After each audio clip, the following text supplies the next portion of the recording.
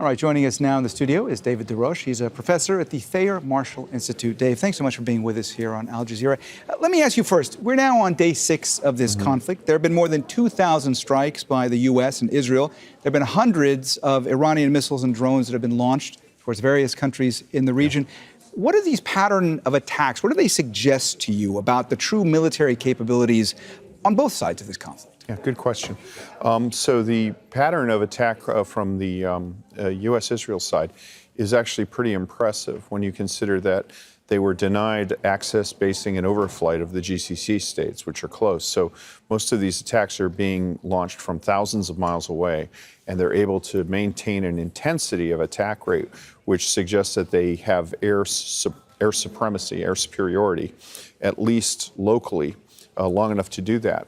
The challenge is, of course, they have 4 different target sets: the nuclear sites, air defense systems, missile sites, and then regime leadership and people involved in the January massacres of pro-democracy protesters. So that dilutes the effect of these overall air campaigns. On the Iran side, what you've seen is a little bit less impressive, I would argue. The overall volume of missile launch has gone from 179 in the first day to like in the 20s on each successive day. And the targets that they're hitting, we haven't seen, Chinese overhead imagery showing destroyed aircraft in Israel or Jordan. We have seen some successes against air defense radars. What is interesting, though, is the broad spread of targets, many of which are civilian infrastructure in the GCC states. To me, that indicates the desperation of a militarily dying force. Well, Dave, if we're talking about strategy, if we're talking about tactics, also logistics, it seems that one of the strategies from Iran's side at this stage is to launch more of these drones. These, of course, are cheaply made drones, far cheaper than the interceptor missiles, that are blasting them out of the sky in some cases. What does that do when it comes to potentially prolonging all of this? Yeah, it has the potential to prolong it. So the signature of a drone launch is a lot smaller than the signature of a missile launch. As you correctly noted, it's very expensive. A missile intercept missile is extremely expensive. If you use that missile against a drone, your cost asymmetry is off the scales. There are actually cheaper drones, and what we've seen, for example, here in Qatar, we have Apache helicopters flying around using much cheaper anti-tank missiles in an anti-drone role. So that is kind of shifting a little bit.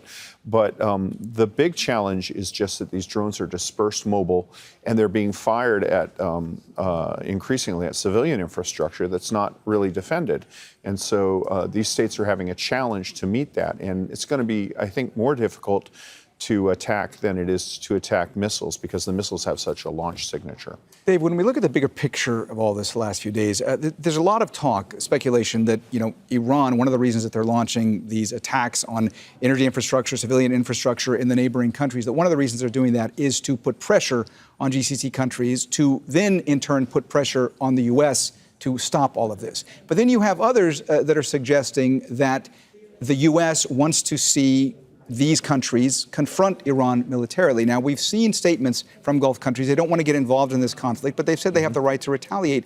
Where do you see this going forward when it comes to the Gulf countries and potentially confronting Iran? Do you think that might happen? I think that there will be, particularly from the United Arab Emirates, which has shown a willingness to intervene overseas when they think their issues are there, and which is suffering the most. I mean, Iran has fired more missiles at the United Arab Emirates than they have at Israel. So I think that there will be some reaction. There will be some demonstration of their military prowess, just to set the record straight that they're not going to take this. As for the overall Iranian strategy, I'm not sure what it is, honestly. Some people have characterized it as the mad dog strategy, that, if we're messed with, we'll just create destruction around us. The problem with the mad dog strategy is, unless you have overwhelming strength, usually the neighborhood decides the mad dog needs to be dealt with.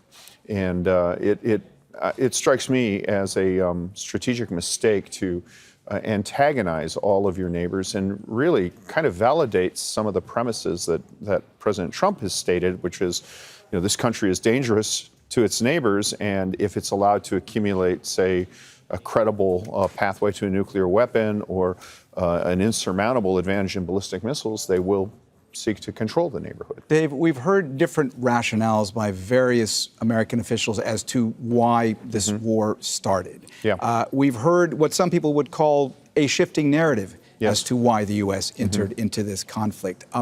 I want to ask you about the fact that we heard President Trump say on one occasion that there were potential choices to succeed the supreme leader of Iran, but that all of those subsequent choices were killed in American attacks, and American and Israeli attacks on Iran.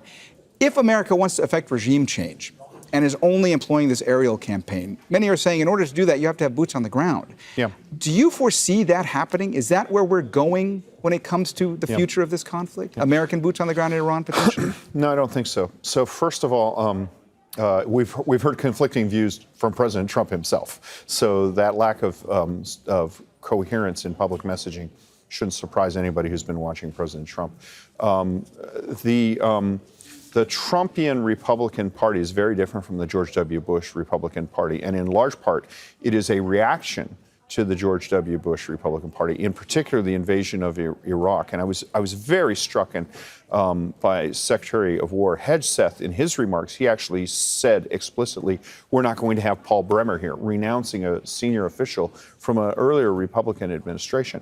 I think the Trump theory of victory is that, first off, they're going to deal with the military threat so that Iran is not a threat to its neighbors. And you know, the indiscriminate, I mean, today they launched drones at Azerbaijan. So, you know, they're just spreading conflict everywhere.